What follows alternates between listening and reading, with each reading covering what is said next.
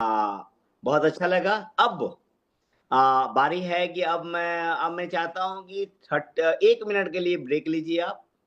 और 1 मिनट के लिए ब्रेक में क्या करना, पानी-वानी पीना, पानी-वानी पी लीजिए आप। उसके बाद आप पेपर पेन लेकर के बैठिए आप। जी हाँ, पेपर पेन लेके बैठिए।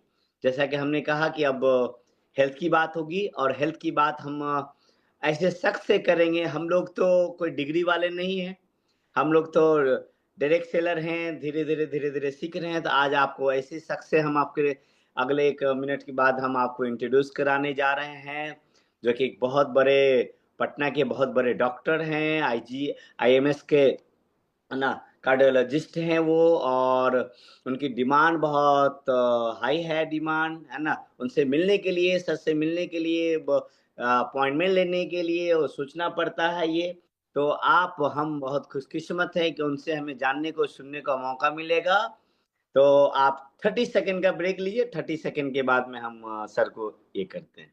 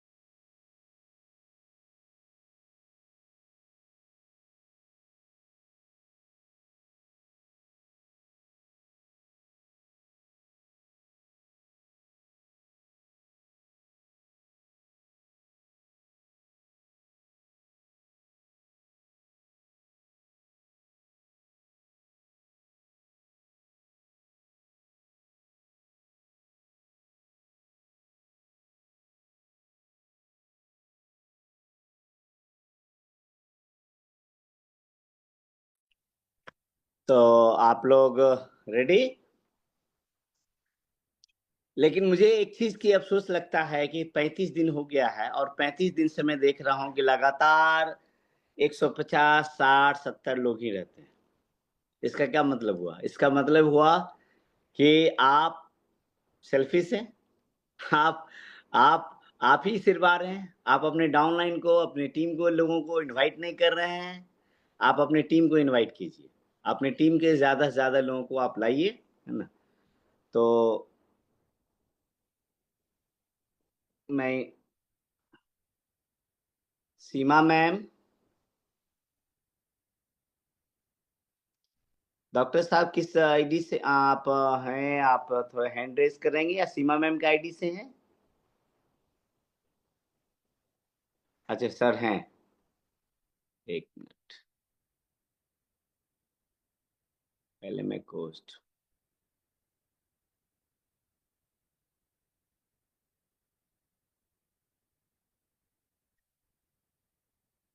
तो सबसे पहले तो वेलकम डॉक्टर साहब, आप अनम्यूट कर लीजिए। आप म्यूट हैं सर। तो आप सारे लोग चैट बॉक्स में डॉक्टर साहब का वेलकम करें, क्लैप करें आप। और आप सारे लोग चैट बॉक्स में डॉक्टर साहब का, डॉक्टर शंभू सर, ओझा सर का वेलकम करें। आपकी आवाज़ नहीं आ रही डॉक्टर साहब।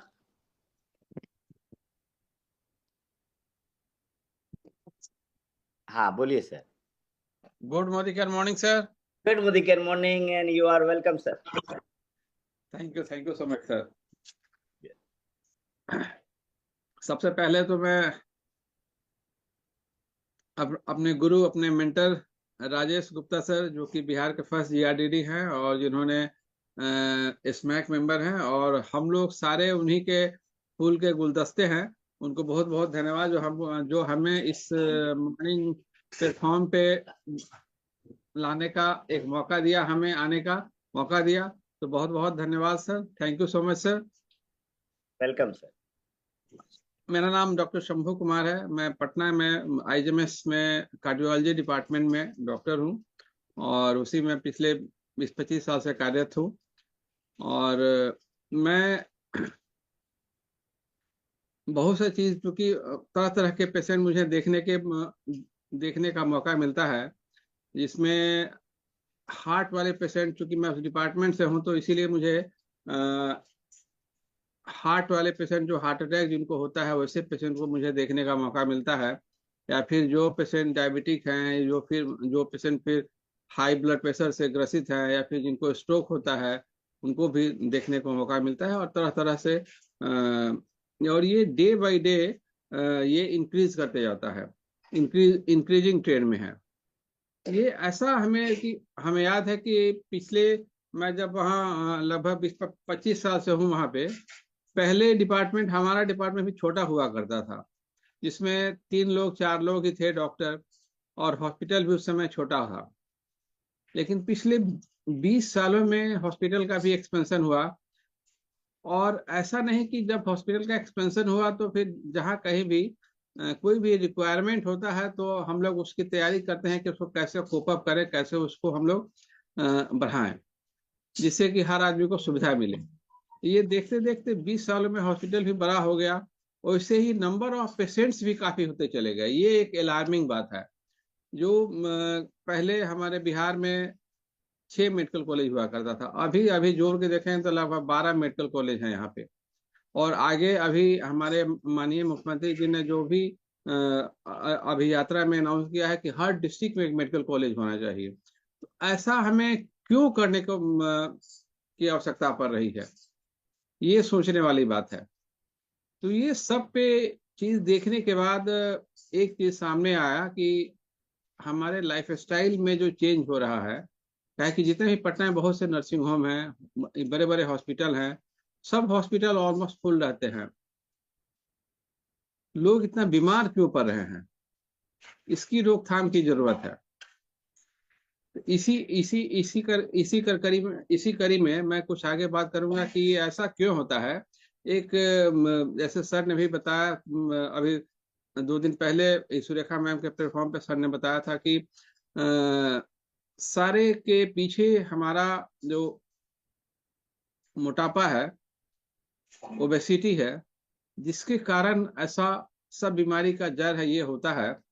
तो ये आजकल ना ये सारी बीमारी का जनक है। मैं एक एक करके थोड़ा थोड़ा सा मैं बताऊंगा। ओबेसिटी अभी इपिडेमिक के जैसा, महामारी के जैसा फैल रहा है। हर घर में देखेंगे, पहले एक जिसमें पूरे अगर वर्ल्ड का डाटा ले तो वर्ल्ड में ना सबसे जो जितने ओबेज पेशेंट है, सबसे ज्यादा अभी अमेरिका में है, यूके में है, चाइना में है, इंडिया में है। एक सर्वे के हिसाब से इंडिया थर्ड कंट्री है जो सबसे ज्यादा ओबेज है। सबसे ज्यादा ओबेसिटी यहाँ है इंडिया में। और एक सर्वे हुआ है जिसमें ऐसा देखा गया है कि हर 8 आदमी में, ये लगभग आज से 2 साल पहले का रिपोर्ट है, कि हर 8 आदमी में एक आदमी इस बीमारी से ग्रसित है। इसमें हर 8 आदमी में बच्चे से लेकर के और बुजुर्ग तक जितने हैं सारे लोगों को लिया गया है। तो हर 8 आदमी में एक आदमी ओबेज हैं। और ये आगे आने वाले 2 से 3 सालों में ये लगभग 2030 के आसपास होते होते ये लगभग 4:1 के रेशियो में कन्वर्ट हो जाएगा। ये मतलब हर 4 आदमी पे एक आदमी ओबेज मिलेगा।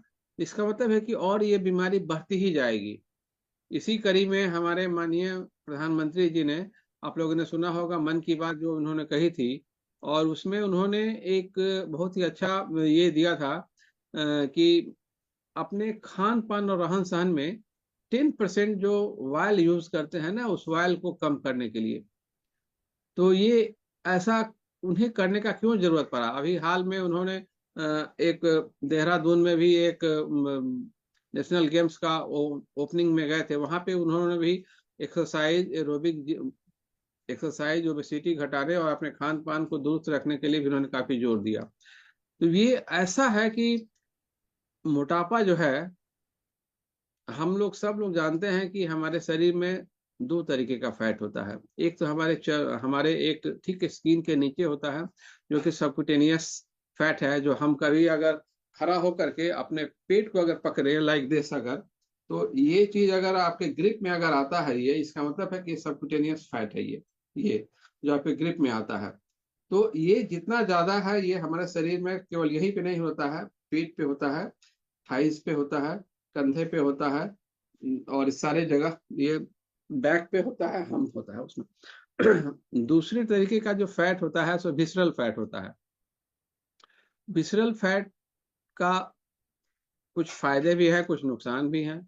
फायदे उसके ये है कि ये हमारे शरीर को ना प्रोटेक्शन देता है। ये हमारे शरीर में कहीं कोई ट्रॉमा हो, चोट लगे, तो ये फैट शॉक ऑब्जर्वर का काम करता है और हमें उसके हानि से, ट्रॉमा होने से बचाता है। ये ऑर्गेन्स अभी हमारे जैसे ही हार्ट है, तो बोनी केज के भीतर रहता है कि अगर कहीं से भी थोड़ा भी चोट लगे तो हमें ये उसको बचा के रखे। ये गॉड गिफ्टेड है। ये सारा सही नेचर ही हमें ऐसा बना के दिया है जो कि हम हर ऑर्गन को प्रोटेक्ट करते हैं। कभी आप लोगों ने सोचा होगा कि ब्रेन है हमारा, ब्रेन भी सबसे वाइटल चीज है, सारे सेंटर का कंट्रोल टावर है।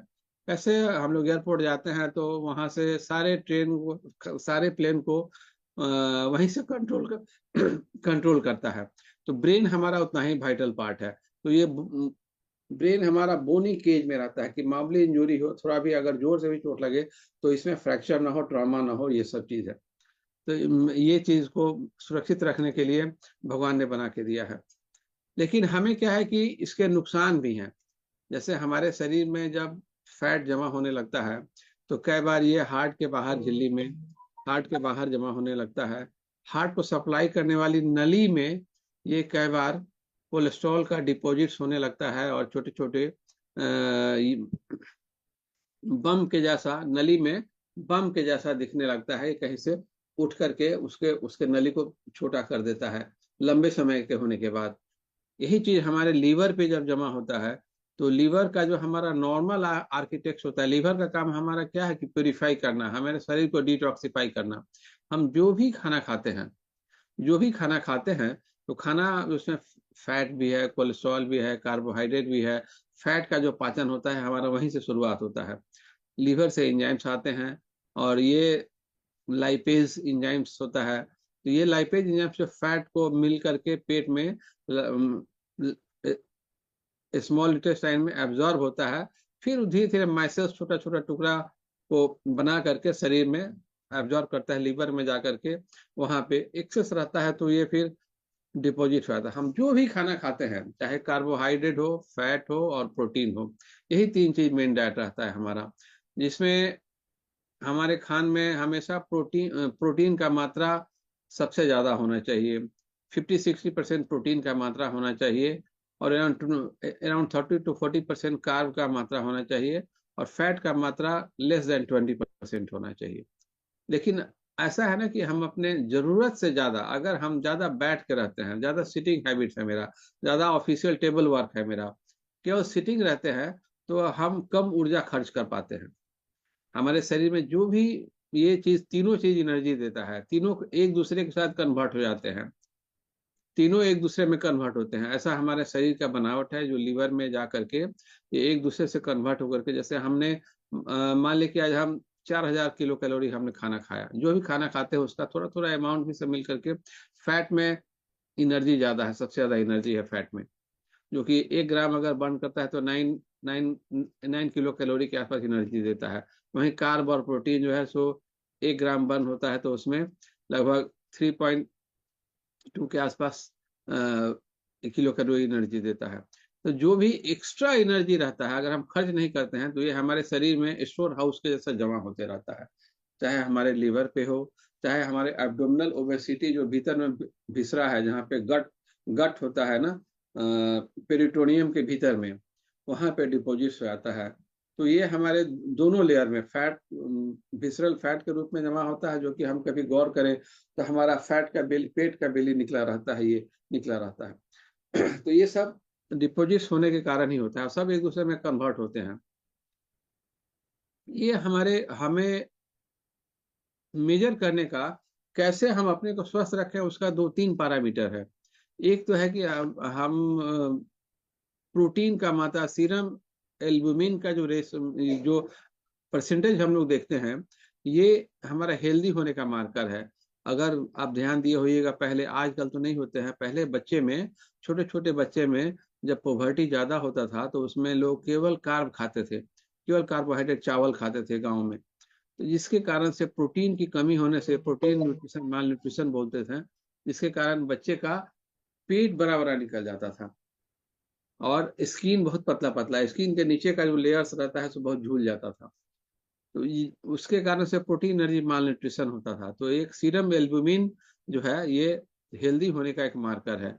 उसकी कमी होने का मतलब है कि आप धीरे धीरे स्टार्ट कर रहे हैं न्यूट्रिशन की ओर। आप ये दूसरा है कि हमारा बीएमआई, सब लोग जानते हैं, राजेश सर ने इतने अच्छे ढंग से बताया सारे कि कैसे हमारा बीएमआई हो। अगर हमारा 25 से ज्यादा अगर रहता है बीएमआई तो हमें ओबेसिटी माना जाता है। उससे ज्यादा अगर करते हैं तो ये तो हाइट एंड वेट के हिसाब से हम लोग देखते हैं, उस पर ज्यादा बात नहीं करूंगा। तीसरा मार्कर होता है जो कि हर आदमी अपने आप को रख सकता है, तीसरा है waist hip ratio. Waist hip ratio भी एक घर में, मैं तो कहता हूं, मैं अपने पेशेंट को, चाहे और भी जो लोग हमसे सलाह लेते हैं, या मैं जनरल पेशेंट को मैं जब देखता हूं आजकल, जब भी क्लिनिक में या कहीं हॉस्पिटल में बाहर में पेशेंट को देखता हूं, तो किसी किसी का ट्रंकल ओबेसिटी को, या कोई रिलेटिव हो या कोई भी हो, सबको देख के लगता है कि ये पोटेंशियल कैंडिडेट है।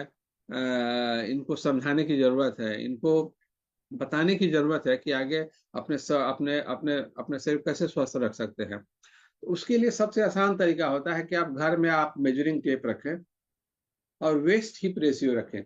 वेस्ट हिप रेशियो हम लोग जो देखते हैं तो सबसे पहला वेस्ट हमारा होता है जहाँ पे हम बोनी, एक केज है, बोन है, हिप बोन है ये, और ऊपर का पार्ट जो है जहाँ पे अम्बलाइकस के पास है। तो मेजरमेंट कर लें, वेस्ट का मेजरमेंट करें और हिप का मेजरमेंट करें। अम्बलाइकस के पास सबसे ज्यादा ओबेसिटी यहीं पे रहता है, ये मतलब जो फैला रहता है ये है।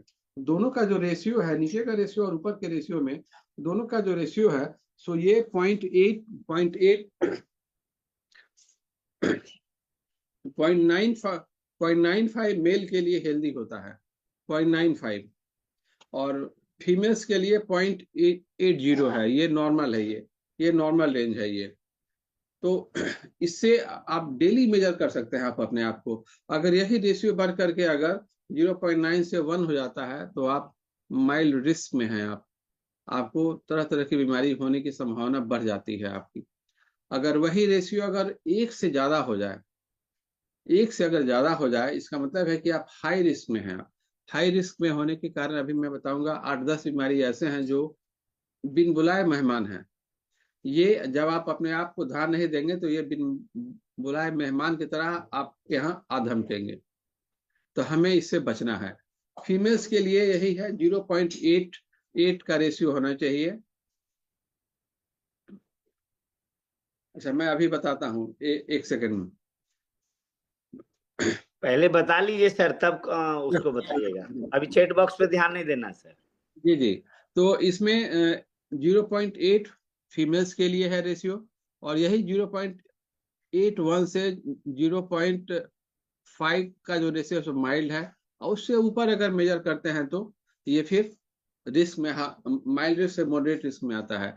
तो ये हर घर में दो चीज, एक मेजरिंग टेप होना चाहिए और एक वेइंग मशीन होना चाहिए, जिससे कि आप डेली आप वेट भी देखेंगे ना, तो आपको एक मोटिवेशन होगा कि मैं 200 ग्राम, 300 ग्राम, 500 ग्राम बढ़ तो नहीं रहा हूँ, एटलीस्ट घट नहीं रहा हूँ तो बढ़ तो नहीं रहा हूँ। तो हमें जो भी अब हमारा जो वेट रहता है सो बहुत ड्रास्टिक वेट नहीं कम करने की जरूरत रहती है, स्लो एंड प्रोग्रेसिव वेट कम करने की जरूरत रहती है, जिससे कि हमारे शरीर को कोई नुकसान ना हो। तो ये चीज है कि वेस्ट हिप रेशियो और जो जो बीएमआई है ये हम लोग देख करके कर सकते हैं। दूसरा चीज है कि जैसे मैंने बताया कि लीवर में अगर फैट जमा हो जाता है तो फैटी लीवर सबसे पहला पहचान होता है। हम लोग हेल्दी आदमी भी है, नॉर्मल भी है, हमारा सब चीज है, तब भी अगर जाएंगे आप अल्ट्रासाउंड कराने तो लीवर के आर्किटेक्ट्स में चेंज हो जाता है।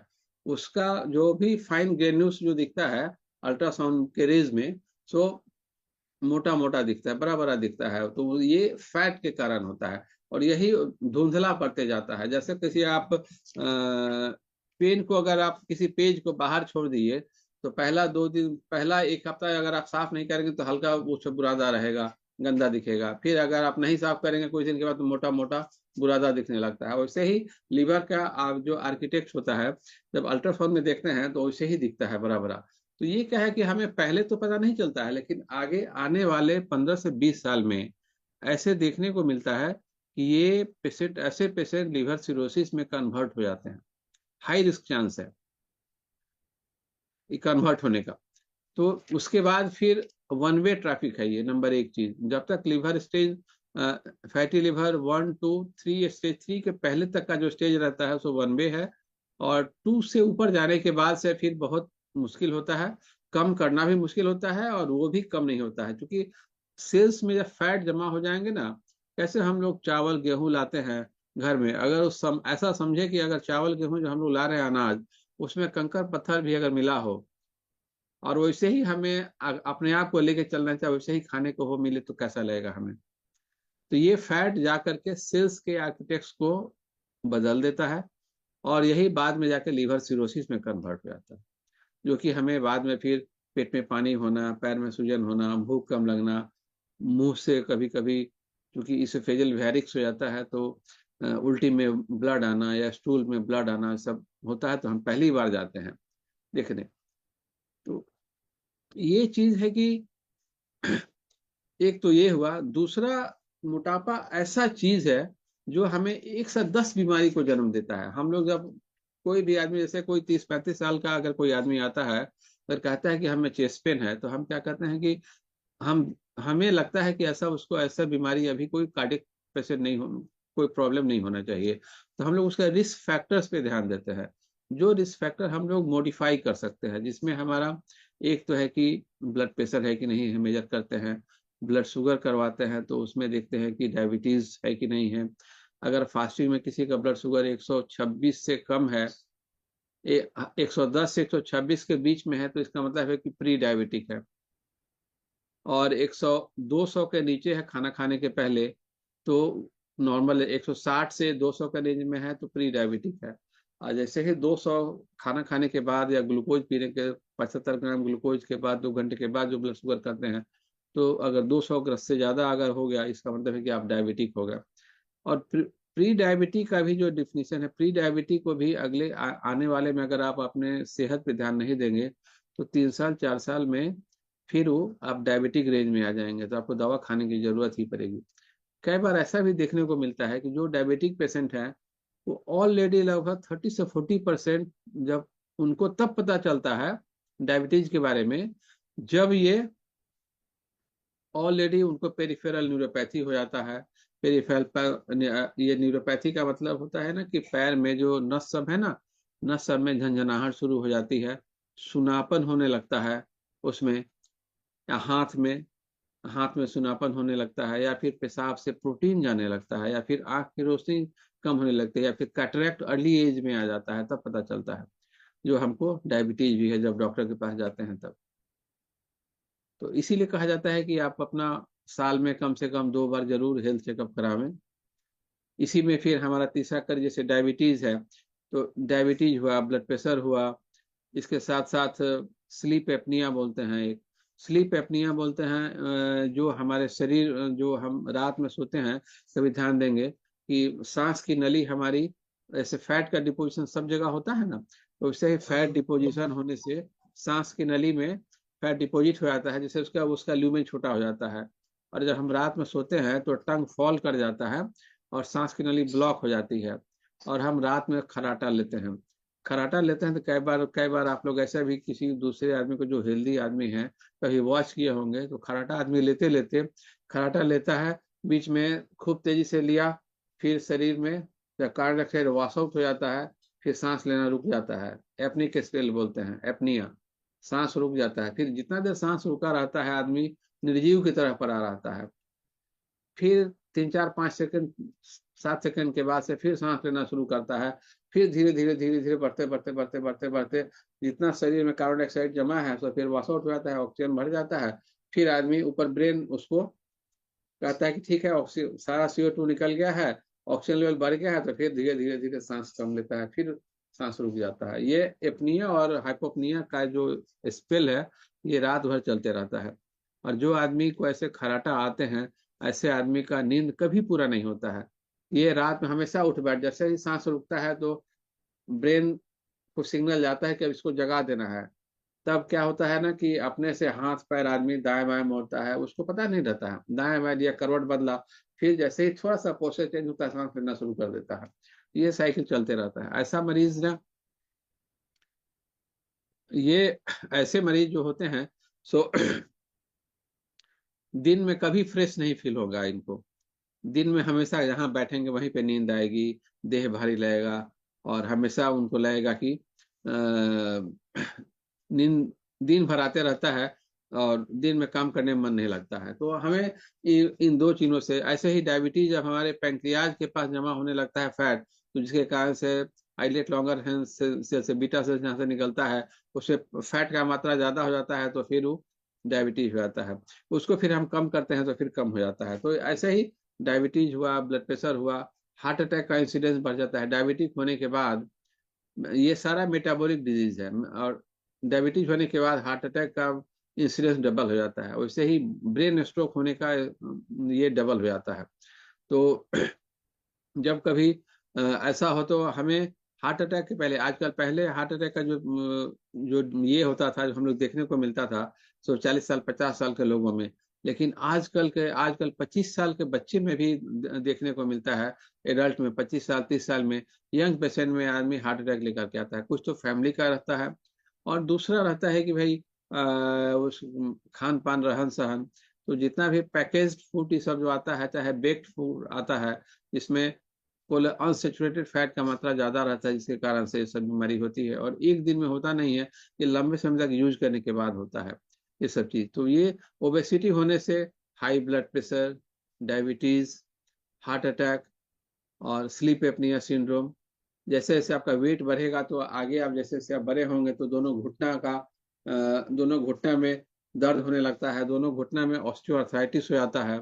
ऑस्टियोआर्थराइटिस होने से बीच की हड्डी घिस जाती है, उसके भीतर का लिक्विड खत्म हो जाता है, और एक दूसरे में रगड़ खा करके डैमेज होने के कारण टूट जाता है।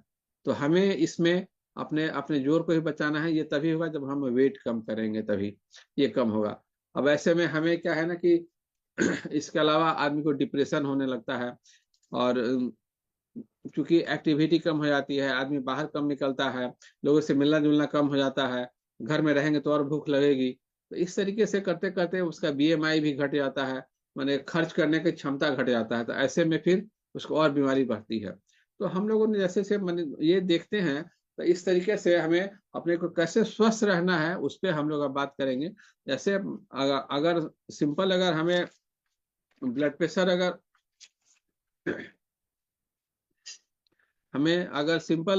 ब्लड प्रेशर है तो हमें कैसे स्वस्थ रहना है। हमें अपने खान पान को दुरुस्त रखना है। सबसे पहला चीज कि अगर हमें जैसे अभी राजेश सर ने दिया, एक कॉम्बो पैक है ये सुबह का जितना भी चीज है सारा निचोड़ ही है, जितना भी है कैसे हमें अपने फैट को कम करना है। ये एक पूरा ट्रेनिंग ही कॉम्बो पैक है ये। तो हम लोग हमेशा कहते हैं कि अपने मरीज को भी अपना आगे से खान पान में, एक बार किसी को हार्ट अटैक हो जाए, जब आप आईसीयू से लौट के आते हैं, तब उस आदमी का देखेंगे कि उसका माइंडसेट ही चेंज हो जाता है। माइंडसेट चेंज हो जाता है कि खान पान में, रहन सहन में, जो डॉक्टर बोलता है एक एक चीज पूछ पूछ करके फूक फूक करके आदमी करता है। लेकिन ये गलती ऐसा ना हो, इसको कैसे हम कम करें, इसके लिए हमें प्रयास करना है। ये सबसे बड़ा प्रिवेंशन का काम है जो हमें करना है। तो इसमें हमें क्या है कि अपने को स्वस्थ रखने के लिए हमें, जैसे हम लोग बहुत से मरीज आते हैं तो हम लोग जैसे किसी को खून का कमी रहता है, तो खून का कमी होने से भी ये बीमारी बढ़ती है, और एनर्जी कम मिलता है, लो एनर्जी फील करते हैं हम लोग। तो ऐसे में जैसे हमारा जो आयरन फोलिक है, ऑल प्लांट प्रोटीन है, ये हम लोग बहुत से पेशेंट को हाई प्रोटीन बोलते हैं लेने के लिए ना डाइट। क्योंकि हमें अपने अपने फैट के लेवल को, जैसे 30-40% फैट जो हम खाना में जो लेते थे, उसको घटा के 10 से 15% करेंगे। और ये जब कम करेंगे तभी जाकर के हमारा पेट घटने में बहुत मुश्किल होता है। कहीं भी वेट घटने में, वजन कम करने में बहुत परेशानी होती है, जल्दी कम होता नहीं है, और धीरे धीरे कम करते हैं। तो ऐसे में हमारा, अगर किसी को खून का कमी हो तब भी वो थकान फील करता है, और काम में मन नहीं लगता है, लो एनर्जी रहता है। तो ऐसे में हमारा कैल्शियम है, आयरन, फोलिक है, और ऑल प्लांट प्रोटीन और बी कम्प्लेक्स है। बी कम्प्लेक्स का काम है कि सारे आरबीसी जो आरबीसी जो बनता है उसमें उसमें हेल्प करता है, उसमें विटामिन सी भी हेल्प करता है। तो इस तरीके से हम लोग प्रोटीन, और हम लोग बोलते हैं गाजर खाओ, ये खाओ, सेव खाओ, तो उसमें उस तरीके से हमारा जो आयरन आयरन फोलिक टैबलेट है ये बहुत काम करता है। मैं तो बहुत से पेशेंट में भी यूज करता हूँ इस बात इसको। जो आदमी जो से किसी को क्रॉनिक कॉन्स्टिपेशन आता है, जो यूज नहीं करता है ओरल फॉर्मुलेशन जो ये है आयरन वाला, तो उसमें ये काम करता है। ऐसे ही अगर हमारे मरीज किसी को हार्ट अटैक हो जाए, तो हम लोग 3 4 5 चीज जो देते हैं, जो खून को पतला करने की दवा देते हैं कि दोबारा ऐसा ना हो। स्टंट अगर किसी को लगा हो तो उसको उसमें भी एंटी एंटी प्लेटलेट लंबे समय तक लाइफ लॉन्ग देने की जरूरत रहती है। तो हमें प्रिवेंशन के लिए क्या करना है, उसके लिए मैं अपने ट्राइग्लिसराइड, जो भी आदमी जो हेल्दी रहते हैं उसमें ट्राइग्लिसराइड का लेवल ज्यादा रहता है, और उसके हिसाब से मेडिकल साइंस के हिसाब से ज्यादा जोर एलडीएल कोलेस्ट्रॉल पे रहता है। एलडीएल कोलेस्ट्रॉल जितना भी आपका है, अगर आपको हार्ट अटैक हो गया तो उससे 50% कम रखना है। धीरे धीरे ये पहले 100 मिलीग्राम पर डेसीलीटर था, अब वो घट करके और कम होकर के 70 हुआ, अभी 50 के आसपास। अगर किसी को हार्ट अटैक हो जाए तो लेस देन 50 होना चाहिए। और ट्राइग्लिसराइड पे पहले जोर नहीं था, अभी भी कम जोर है, लेकिन अगर आपका एलडीएल कोलेस्ट्रॉल में थोड़ा कम है, लेकिन ओबेसिटी में ट्राइग्लिसराइड लेवल ज्यादा रहता है। तो उसको उसको कम करने के लिए हम लोग के पास जो क्रिल ऑयल है, कार्डियो एक्टिव है। कार्डियो एक्टिव इतना अच्छा प्रोडक्ट है जो कि हम लोग बहुत से पेशेंट में जो प्राइमरी प्रिवेंशन के रूप में देते हैं, जो कि फैट को एब्जॉर्ब नहीं होने देता है हमारे पेट में, और स्टूल से फैट निकल जाता है। तो उसमें ऑल प्लांट प्रोटीन और क्रिल ऑयल यूज करते हैं, फ्लेक्स ऑयल यूज करते हैं हम लोग, जो कि ट्राइग्लिसराइड के लेवल को कम करता है। तीसरा, अगर बहुत से पेशेंट ऐसे आते हैं जिनको गाउट्स का प्रॉब्लम रहता है, जोड़ में दर्द रहता है, तो एक तो ऑस्टियोआर्थराइटिस होता है, एज रिलेटेड होता है। तो जो ऑस्टियोआर्थराइटिस होता है उसमें पानी का कमी होने से हम ग्लूकोसामाइन यूज करते हैं। ग्लूकोसामाइन यूज करते हैं, कैल्शियम देते हैं, और ये विटामिन D3 देते हैं। विटामिन D3 का काम क्या है कि हमारे शरीर में कैल्शियम के एब्जॉर्प्शन को बढ़ाता है। ये पेट में हम जो भी खाना खाते हैं, जो हमारे फूड फूड में वेजिटेबल्स में जो कैल्शियम रहता है, उसके एब्जॉर्प्शन को बढ़ाता है। ये एब्जॉर्प्शन को बढ़ा करके हमारे शरीर में उसके लेवल को ज्यादा करता है। तो इसमें क्या है कि कैल्शियम के लेवल को बढ़ाने से आपका बोन स्ट्रांग होता है।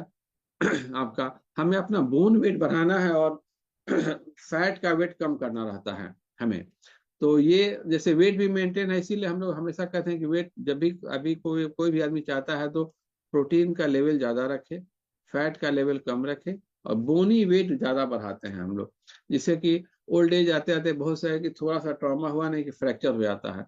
हाँ, तो उसमें बोन के बीच का जो स्पॉन्जीनेस है उसको कम हो जाता है। हमको शरीर में जितना कैल्शियम की जरूरत रहता है उतना तो हमें मिल जाता है। अगर कम खाते हैं तो बोन से आ जाता है हमारे पास सर्कुलेशन में, जो जरूरी है। अगर ज्यादा रहता है तो फिर सर्कुलेशन से बोन में चला जाता है। तो हमें अपने बोन को, स्टोर हाउस को मजबूत रखना है, जो हमें फ्रैक्चर होने से और ऑस्टियोआर्थराइटिस होने से बचाता है। तो ये उसमें प्रोटीन और ये चीज उसमें हेल्पफुल रहता है। तीसरा, हम लोग जैसे हम लोग जो डायबिटीज अगर किसी को है, तो पहला हम लोग उसको करेक्ट करने के लिए बोलते हैं कि भाई लाइफ स्टाइल चेंज करो, और अपने खाने में कार्ब के मात्रा को कम कीजिए, और प्रोटीन के मात्रा को बढ़ाइए। प्रोटीन मिलने से आपका कमजोरी नहीं होगा, और जितना न्यूट्रिशन चाहिए उस हिसाब से आपको न्यूट्रिशन मिलता रहेगा। तो इसमें हमारा जो करेला जामुन है या फिर ग्लूको हेल्थ है, जो अर्ली एज में रहते हैं, उस पेशेंट को हम लोग ये भी करते हैं। बहुत से लोग ऐसे भी आते हैं जो मेथी का पानी पीते हैं सुबह सुबह डेली, या फिर करेला जामुन जामुन का रोज दूसरे कहीं से लेते हुए आते हैं। हर्बल प्रोडक्ट में और भी दूसरे दूसरे लोग को खा करके मधुनाशनी के नाम से आता है, तो उसमें क्या है, वही चीज है जो करेला जामुन का ही उसमें ऑब्स्ट्रैक्ट डाला हुआ रहता है, जो कि शुगर को कम करता है। तो हमारा तो जो भी हम लोग यूज करते हैं ग्लूको हेल्थ और krill ऑयल भी उसमें काम करता है, और ये करेला जामुन हम लोग यूज करते हैं।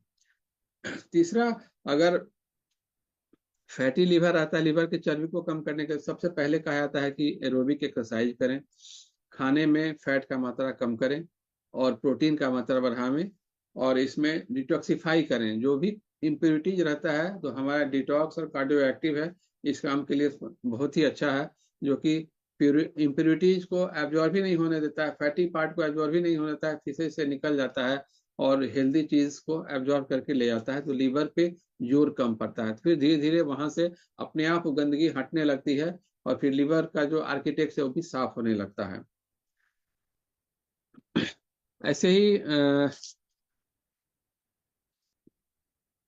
ये सारा मेरा इतना चीज बताने का ये चीज है कि ये वन डे नहीं है, और सर ने इतने अच्छे से जितना चीज बताया, एक सार में मैं छोटा सा मैं एक बताता हूँ। तो ये हमें अपने वजन को कम करने के लिए, वेट को कम करने के लिए, अपने ट्रंकल ओबेसिटी विसरल फैट को कम करने के लिए सबसे पहला चीज है कि हम बीमार न पड़े। इसके लिए माइंडसेट की जरूरत रहती है कि हम स्वस्थ रहें। डेली अपने आप को देखते रहें कि हम हमारा वेट बढ़ तो नहीं रहा है। कम करने के लिए कहता है खाने में फाइबर का मात्रा बढ़ाएं, फाइबर का मात्रा बढ़ाएं, और ट्रांस फूड का मात्रा, जो भी पैकेज फूड आता है उसको कम करें। पानी का मात्रा ज्यादा लें। अगर अल्कोहल तो हमारे यहाँ मिलता नहीं, लेकिन बाहर बिहार के बाहर में जो लोग भी लेते हैं तो उससे मॉडरेशन ऑफ अमाउंट, उसको कम करने के लिए सलाह देते हैं। तीसरा, जो भी मुंह को मीठा लगेगा, सुगरी फ्रूट रहता है उसको नहीं ले। या फिर बहुत से लोग फ्रूट जूस पीने जाते हैं बाहर में, तो वहां पे जो शेक बना के देता है उसमें भी आइसक्रीम में शुगर का मात्रा ज्यादा है। टेस्ट डेवलप करने के लिए उसमें शुगर का कंटेंट मिलाया रहता है, जो कि हमारे लिए हार्मफुल रहता है। ये चीज है। और सबसे अच्छा है कि कम से कम 7 to 8 आवर्स का स्लीप होना चाहिए, एटलीस्ट किसी भी हेल्दी आदमी के लिए। या तो आप 8 घंटा सोएं, बच्चे के लिए 8 घंटा और एडल्ट के लिए 6 to 7 आवर्स जरूरी है। साउंड स्लीप होने से आदमी आपका जो BMI भी इम्प्रूव करता है, और पानी का मात्रा बढ़ाना रहता है, और फ्रूट और बाकी प्रोबायोटिक्स अपने खाने में ऐड करें, और फाइबर्स का मात्रा ऐड करें। तो ये सारा अभी समीर सर को हम धन्यवाद देना चाहते हैं, और इस मोदी केयर को कि इन्होंने सेफ शिफ्ट के माध्यम से हमें ऐसा प्रोडक्ट ला के दिया है, सेफ शिफ्ट के द्वारा, जो हमें सर, जो हमें कॉम्बो पैक है। ये हम लोग सुबह में, मैं तो बहुत से पेशेंट को इस पे डाला हूँ, और अपने घर में भी यूज करें, मेरी मिसेज यूज करती है, बच्चे लोग यूज कर रहे हैं। जो अब मैं तो पहले, चूंकि भाग दौड़ की जिंदगी में मैं थोड़ा कम ये इस पे ध्यान देता था, लेकिन मैं भी पिछले 3 दिन पहले मैं राजेश सर की मीटिंग, मॉर्निंग वाले मीटिंग में, ऑनेस्टली स्पीकिंग, सुबह में, चूंकि रात में मैं 12-1 बजे सोता था, तो सुबह उठने में मुझे दिक्कत होती थी। तो परसों मैंने राजेश सर की मीटिंग में देखा, मुझे बहुत अच्छा लगा, मैं इंजॉय किया। सुबह मुझे जाना था हॉस्पिटल, उस दिन हमारे यहाँ एग्जामिनेशन था DMS स्टूडेंट लोगों का, तो सुबह सुबह मिसे लगा करके देख रही थी, मैं भी देखा, और मुझे बहुत अच्छा लगा। उस दिन से मैंने भी डिटरमाइन किया अपने आप को कि मॉर्निंग का मैं ब्रेकफास्ट जो है सो सेफ सिप के ड्रिंक से, मील रिप्लेसमेंट से मैं करूंगा, और दिन का खाना मैं हल्का सा फ्रूट्स और एक चपाती लेके जाता हूं मैं। रात में मेरा मील रहता है मेजर मील, तो मैं उसको भी घटा करके, ऐसे भी कहा जाता है कि रात के खाने में लाइट खाना चाहिए, और चूंकि मेजर मील मेरा रात ही में रहता है मील, तो मैं उसको 8 बजे 9 बजे करके, और रात में खाली पेट जब रहे तभी 8-9 बजे 10 बजे के बाद सोने का मैं निर्णय लिया हूँ, और ये मैं 2 दिन से फॉलो कर रहा हूँ। सो बहुत अच्छा लगा। और ये सारा समीर सर का जो दिया हुआ है कॉम्बो पैक है, इसमें सारा है, प्रोटीन है, आपका फैट नहीं है, हाई फाइबर डाइट है, जो कि आपको एनर्जी देता है, तरोताजा रखता है, सेफ शिफ्ट, और ये मील रिप्लेसमेंट जो है सो, और ये हेल्दी रखता है। इसके अलावा इसका जो प्री मिक्स टी है, ये भी बहुत बहुत अच्छा है। ये मॉर्निंग में और एक आफ्टर इवनिंग में, 2 टाइम में, यस सर, 2 टाइम में ये लेने से ये भूख भूख को कम लगाता है। और मॉर्निंग में सबसे पहला एक्सरसाइज के बाद से जो कैप्सूल है हमारा, फैट बर्निंग कैप्सूल है, ये लेने के बाद ये सारा सब चीज, दिन का शुरुआत यहीं से होता है। तो मैं खोल करके अपने घर में टेबल पे रख दिया हूँ, जहाँ पे 3-4-5 आदमी हैं मेरे घर में, जो कुछ लोग डायबिटिक हैं, कुछ लोग हेल्दी हैं, बच्चे लोग पे भी थोड़ा ध्यान देने के लिए मैं उन्हीं के रूम में रखा हूँ। सुबह सुबह उठ करके सब लोग एक एक टैबलेट पहले लेते हैं, उसके बाद वहीं से शुरुआत दिन की होती है और आगे का ये एक दिन का नहीं है, ये लगातार प्रैक्टिस में अब हम लोग करेंगे तभी जाकर के ये चेंज होता है। जैसे सर को देख के कितना अच्छा लग रहा है, सर पहले से एकदम स्लिम स्लिम ट्रिम हो गए हैं, तो बहुत अच्छा लगता है सर। और समीर सर को बहुत मतलब इतने अच्छा प्रोडक्ट और 700-800 प्रोडक्ट का जो रेंज है सर, इसको इतने अच्छे प्रोडक्ट को देने के लिए कि क्या कहें। इसके अलावा सर एक चीज और मैं यूज करता हूँ, पहले मैं कभी क्रीम बहुत कम यूज करता था सर, लेकिन ये क्रीम जो सर, जो कॉफी वाला जो सर ये है, ये क्रीम मैं अब यूज करने लगा हूँ। इसका फायदा ये है कि ऐसे स्किन तो ठीक है, लेकिन ना भर दिन लगा, एक बार रात में मॉर्निंग में जब लगा कर निकलता हूँ तो शाम तक स्मूथ स्किन रहता है और चिकना रहता है बहुत। तो ये जैसे अपना ही कभी चेहरा आप देखेंगे, आप छुएंगे तो फील होता है कि इसका क्या ब्यूटी है ये। तो ये एक से एक प्रोडक्ट सभी सर हम लोगों को जो दिए हैं, जो जो इतने अच्छे हैं, हमें हेल्दी भी बनाता है, वेल्दी भी बनाता है अगर हम इसको ठीक से यूज करें, और हमारे माइंड को भी शांति देता है। और तीनों जो ट्रायंगल है, जो मन शांत रखना, जो हम अपने अपने अपने आप के कैसे दुरुस्त रखें, अपने आप को कैसे लंबी आयु में ले जाएं और बीमारी फ्री रहें।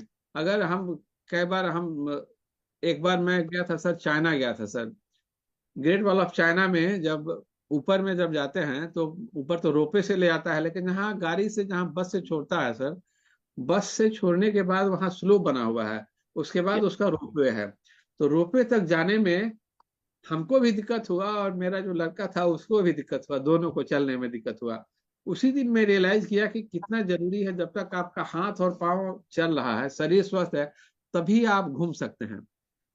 तो ये तीसरा मोदी केयर का ये चौथा ये भी चीज है कि आपको स्वस्थ रखा जाता है इसमें।